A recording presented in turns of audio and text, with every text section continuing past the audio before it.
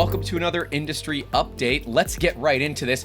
Freaking Polymaker. We love their polycarbonate. That's basically what everybody knows Polymaker for, is their Polymaker PC Max, PC Lite, and they make phenomenal polycarbonate. Really, really good consistency and quality, but they're launching carbon negative PLA based 3D printing filament. That's pretty cool. Like, objectively pretty damn cool. For those of you that are conscious of the environment out there, carbon emissions are a problem. With our traditional reliance on fossil fuels to get around, there's not many ways around this. Even if you own an electric vehicle, you're likely charging it off of a coal-fired power plant.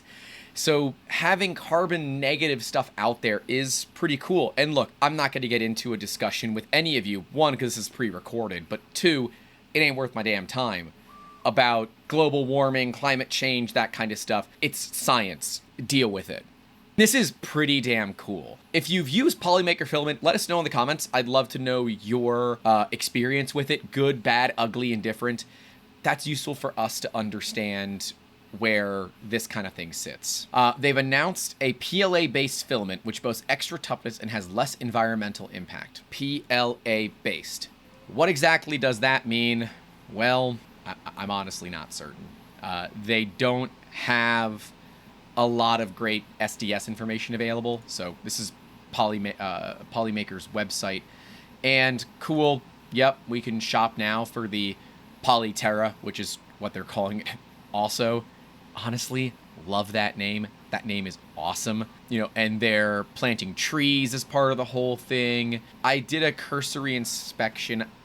I didn't see any of any SDS information to see what it's actually made of, but it is a PLA blend-ish. They even break down their carbon footprint in terms of estimations. So the box and spool are 720 grams of CO2, the nylon bag is 240 grams of CO2, and the filament is 3 kilos of CO2. So roughly 4 kilos of CO2 is created, and one tree offsets 22 kilos of CO2 per year.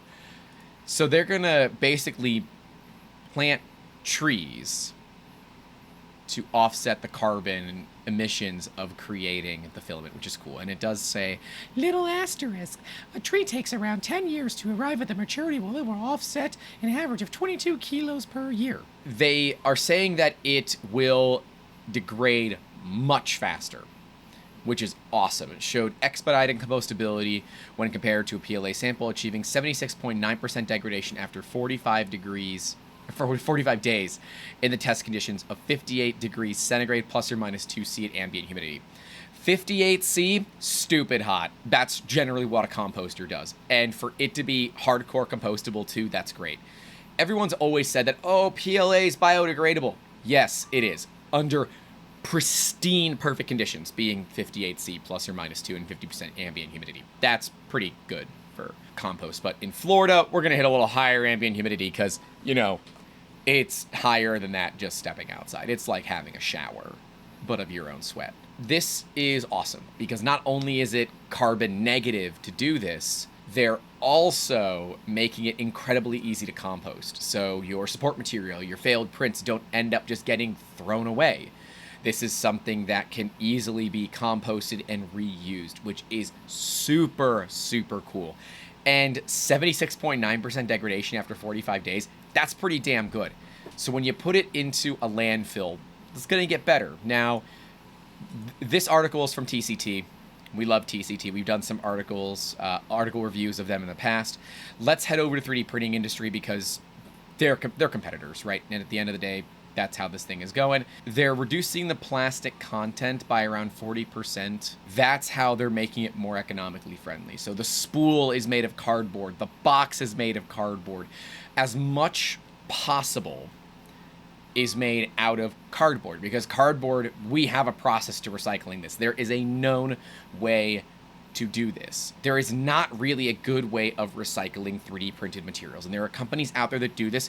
GreenGate 3D, one of them. We love GreenGate. I'll have links to them in the description as well.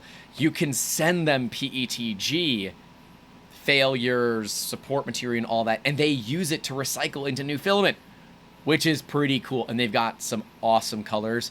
Their Purple Rain is a favorite of mine. And of course, we would be remiss if we didn't mention Billy Rubin's Cherry Pie.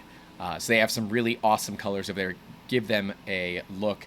Full disclosure, going to their website does not support us at all at this time. But this stuff is really awesome. They're saying that the supports can be easily removed without the use of tools. All right, let's back up here and dissect that, because the answer to that is no, that's not true. If you have perfect settings, sure, yeah, it'll come right off. And it's not that difficult these days to get good settings, especially with Prusa Slicer and some of the other slicers really supporting the industry as a whole and not just themselves.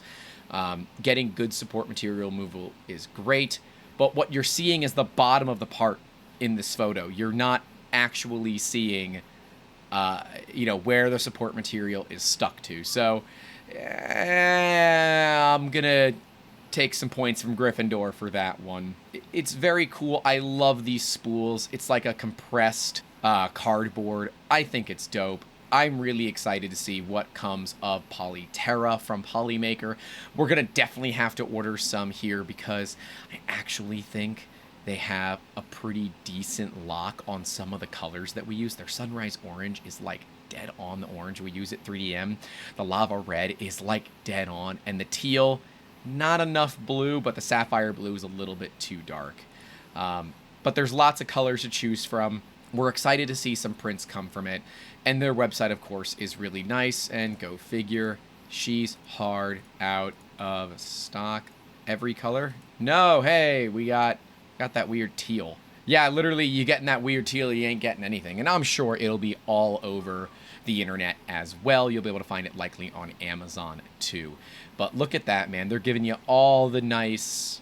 Oh, hey, I was looking for that earlier. Here's our SDS. Let's take a look real quick. I want to know what you're made out of. And you don't tell me what you're made out of. Go freaking figure. Oh well, still cool nonetheless. We are glad that you guys are hanging out with us for this industry update. If you have any questions, put it in the description down below. Make sure to call your loved ones, and as always, keep making awesome. My name's Grant. This is 3D Musketeers. Have a good one.